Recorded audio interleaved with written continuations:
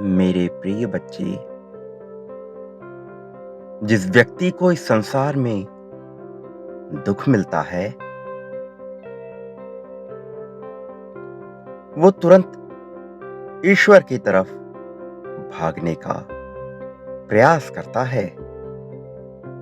वो तुरंत ये विचार करता है कि उसके जीवन में जो दुख है, वो दुख समाप्त हो जाए और फिर वो अपने जीवन में जो भी गलतियां किया हुआ होता है, उसका विचार करता है और उन्हें त्यागने की शपथ भी लेता है। लेकिन जैसे ही उसके जीवन से यह दुख समाप्त होता है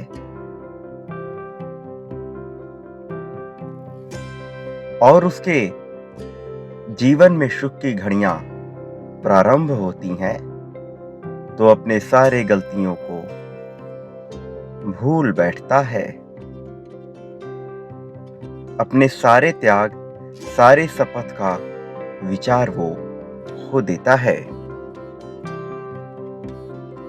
तब उसे याद रहता है तो केवल इस संसार की भोगवादी जीवन का विचार ही। तब वह केवल संसार के सुखों का भोग करने में ही व्यस्त हो जाता है। लेकिन उस क्षण वो ये भूल जाता है कि एक दिन फिर सुख के चक्र का अंत होगा और तब जो पीड़ा मिलेगी, वो पीड़ा असहनीय होगी। मनुष्य इस कदर मतलबी होता है कि केवल अपने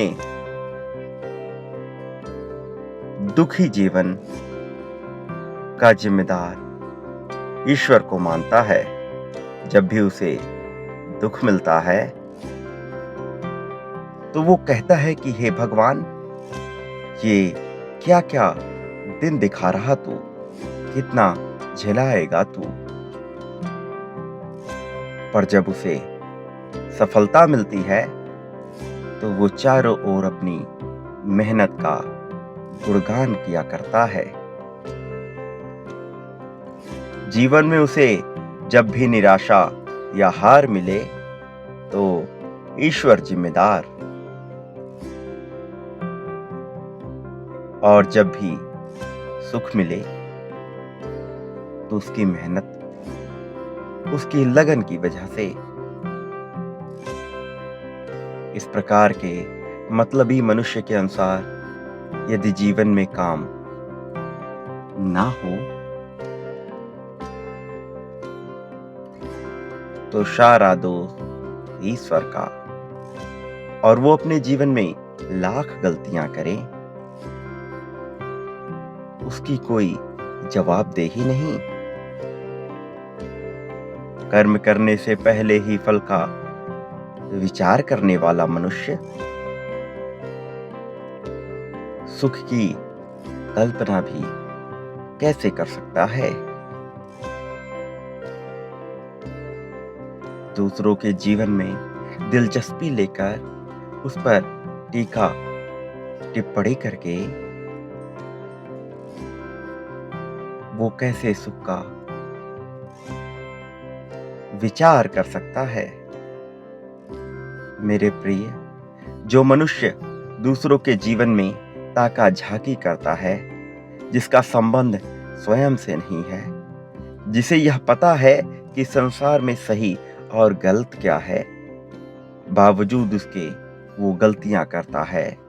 अपने मन के आवेश में आकर जो गलतियां करता है, जबकि उसे वास्तविकता का बोध हो, उसे ये आभास हो कि वो गलत कर रहा है, फिर भी वो गलतियां करे, वो कैसे ये कल्पना कर सकता है कि उसके जीवन में सुख आए। दूसरों के जीवन में जो वो तुलनाएं करता है, दूसरों के जीवन का जो वो विचार करता है उससे उसका कोई लाभ नहीं है। दूसरों का उदाहरण देकर कि अमुक व्यक्ति ने ये गलती की, फिर भी उसके जीवन में सुख समृद्धि है, धन है, तो मेरे जीवन में यह अभाव क्यों है? ऐसा विचार करने से कोई लाभ नहीं है। समय सबको अपने कर्मों का हिसाब दिला ही देता है। मेरा कार्य मनुष्य को उसके कर्म के अनुसार जीवन देने का है, किंतु जो ये जानते हुए भी कि वो अधर्म का साथ दे रहा है और फिर भी गलत कार्य कर रहा है, उसे इस जगत में सुख की अभिलाषा करनी नहीं चाहिए। मेरे बच्चे, मैं यदि तुम्हें ये संदेश दे रहा हूं तो इसका एक बहुत खास उद्देश्य है। अपने जीवन का उद्देश्य तुम्हें तय करना होगा।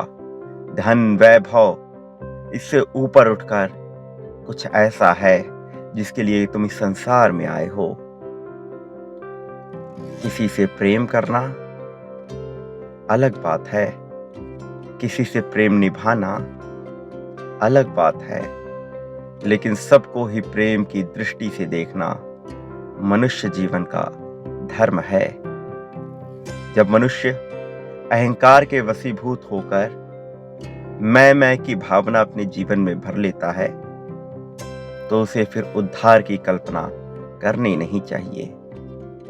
ये संसार एक समुद्र की भांति सबको अपने भीतर समा लेगा, किंतु जीवन में एक नए पुष्प का उदय हो तो उसके लिए त्याग की भावना अवश्य होनी चाहिए।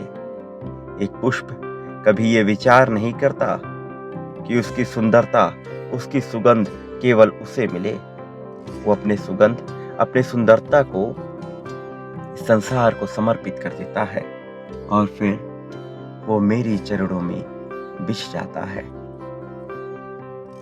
क्या तुमने कभी किसी कांटे को ईश्वर की चरण में बिछते हुए देखा है?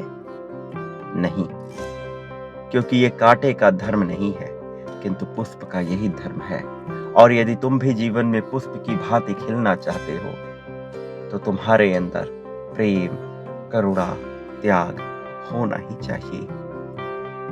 शिकायत करने वाला मनुष्य जीवन भर शिकायतें करते रह जाता है और ऐसे ही जीवन जीकर वो मृत्यु को प्राप्त भी हो जाता है।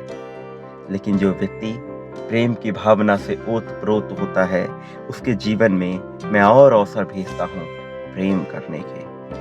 तुम्हें इस बात की गरिमा को समझना होगा और फिर चिंता त्यागनी होगी। मेरा आशीर्वाद हमेशा तुम्हारे साथ है। कोई भी संसार में तुम्हें हानि नहीं पहुंचा सकता यदि तुम पुष्प की भांति महकना सीख जाओगे। तुम्हारा इस जगत में सदैव ही कल्याण होगा।